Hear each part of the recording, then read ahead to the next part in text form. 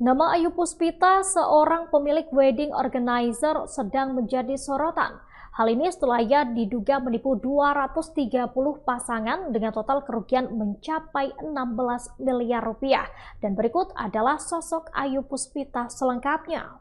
Ayu Puspita diduga menggunakan uang klien untuk membeli rumah mewah di Jakarta hingga jalan-jalan ke luar negeri. Berdasarkan penelusuran, Ayu Puspita dikenal sebagai pengelola sebuah wedding organizer yang berpromosi dengan paket lengkap termasuk venue, dekorasi, catering, hingga layanan dokumentasi.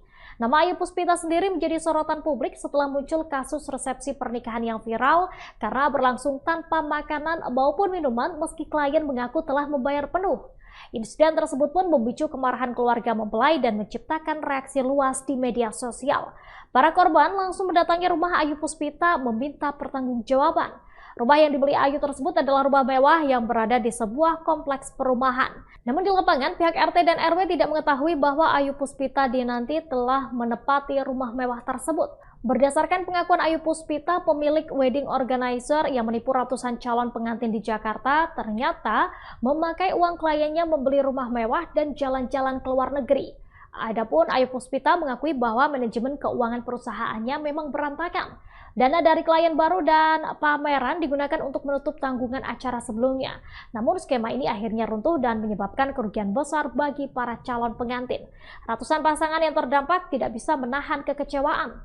Banyak dari mereka yang menabung bertahun-tahun untuk pesta pernikahan dan kini harus menghadapi kenyataan pahit kehilangan dana. Kasus ini pun memicu sorotan luas dan juga desakan agar pihak berwenang segera menindaklanjuti demi melindungi hak korban. Tribun Jateng hari ini, bahkan sang penggugat meminta pemerintah membuka pintu pertolongan dari seluruh dunia. Sosok yang melayangkan gugatan itu adalah advokat asal Jakarta Barat, Arjana Bagaskara Solihin. Sejumlah bukti gugatan itu telah dicantumkan di Instagram pribadinya pada Jumat 5 Desember 2025.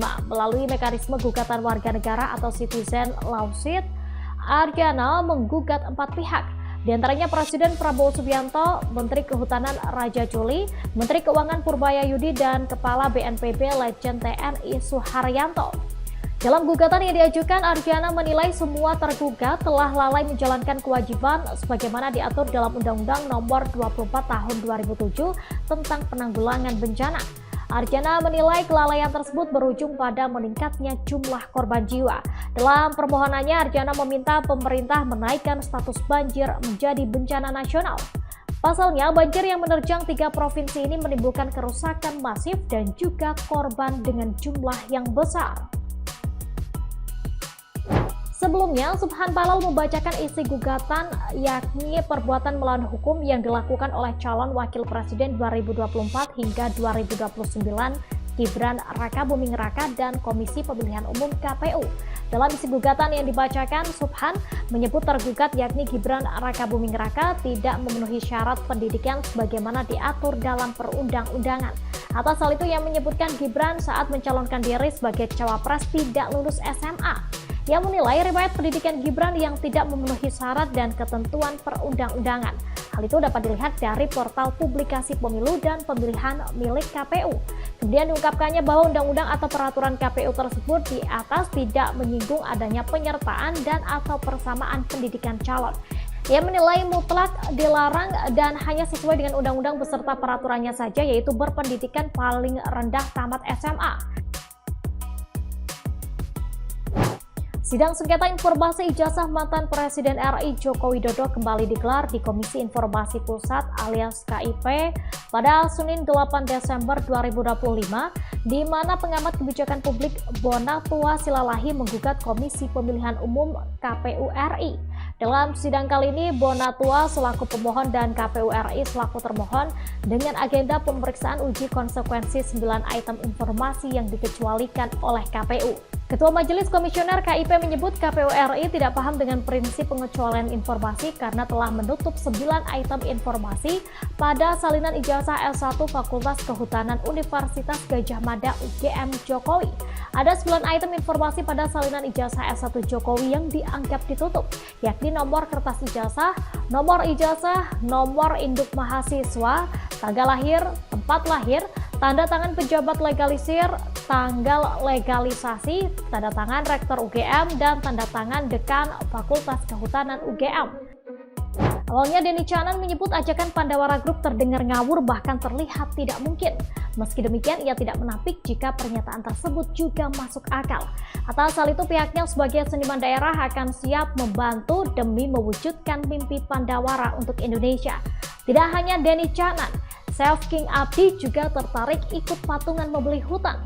King Abdi mengaku siap mengeluarkan uang senilai 500 juta rupiah. Sebelumnya, ajakan itu diumumkan melalui postingan Instagram @Pandawara Group pada Kamis 4 Desember 2025 lalu. Mereka mengajak membeli hutan agar kawasan penghijauan tidak dialihfungsikan. Hal itu untuk mencegah peristiwa serupa seperti bencana banjir dan tanah longsor yang terjadi di Sumatera Barat, Sumatera Utara, dan Aceh. Gerakan patungan membeli hutan Indonesia ini bukan sekedar wacana. Adapun kelompok pecinta lingkungan Pandawara Group benar-benar serius menggarapnya. Sebanyak 200 orang yang mengaku mengalami kerugian mendatangi rumah AP di Jalan Beton, Kayu Putih, Jakarta Timur. Masa menuntut pertanggungjawaban atas berbagai layanan pernikahan yang diduga tidak dipenuhi. Situasi di lokasi sempat memanas. Hal ini disampaikan langsung oleh Kapolres Metro Jakarta Timur Kombes Pol Alfian Nurizal. Polisi kemudian bergerak ke lokasi untuk menenangkan keadaan. Alfian menyebut langkah itu dilakukan agar situasi tidak berkembang menjadi tindakan anarkis. Alfian menjelaskan bahwa penanganan kasus WO Ayu Puspita berada di wilayah Polres Metro Jakarta Utara. Karena itu, terduga pelaku dibawa untuk proses pemeriksaan lanjutan. Kasus ini pertama kali mencuat dari unggahan seorang perias pengantin di TikTok mengenai acara pernikahan yang bermasalah di Jakarta Barat dan Jakarta Utara Sabtu 6 Desember 2025. Setelah unggahan tersebut beredar, sejumlah netizen mengaku sebagai korban dan mulai saling berkomunikasi melalui grup WhatsApp. Unggahan tersebut memicu perhatian netizen. Sejumlah orang yang mengaku sebagai korban lain kemudian memenuhi kolom komentar dan berkoordinasi melalui grup WhatsApp untuk menyamakan informasi. Dari hasil diskusi, para korban menduga WO menawarkan paket layanan yang serupa dan menggiurkan kepada banyak pasangan sehingga menarik banyak pasangan dalam waktu bersamaan. Kini pemilik WO Ayu Puspita telah dibawa ke Mapolres Jakarta Utara bersama sejumlah korban yang ingin mendapatkan penjelasan terkait dugaan penipuan tersebut. Sebanyak 200 orang menggeruduk rumah pemilik wedding organizer Ayu Puspita di Jalan Beton, Kayu Putih, Jakarta Timur setelah dugaan penipuan layanan pernikahan viral di media sosial. Aksi penggerudukan itu berlangsung pada Minggu 7 Desember 2025 malam dan memicu penanganan kepolisian lintas wilayah. Korban mengaku mengalami kerugian dan menuntut Ayu Puspita untuk tanggung jawab atas perbuatannya.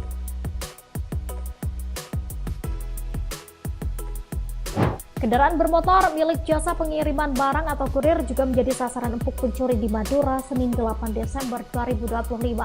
Aksi pencurian sepeda motor ini menimpa kurir paket di akses Suramadu, sisi Madura, tepatnya di Kecamatan Labang, Kabupaten Bangkalan. Pencurian itu terekam CCTV ketika dua pelaku melarikan Honda Vario 150 lansiran 2017 yang terparkir di depan gerbang sebuah pabrik. Dari tayangan CCTV, dua pelaku tiba di lokasi kejadian pukul 10:11 waktu Indonesia Barat dengan mengendarai satu sepeda motor dari arah berlawanan. Pria yang duduk di jok penumpang turun dan langsung menuju motor kurir yang masih lengkap dengan tas rengkek.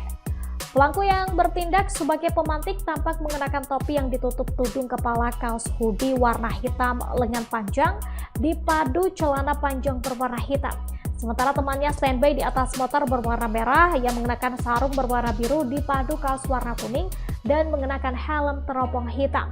Download Tribun X sekarang, menghadirkan lokal menjadi Indonesia.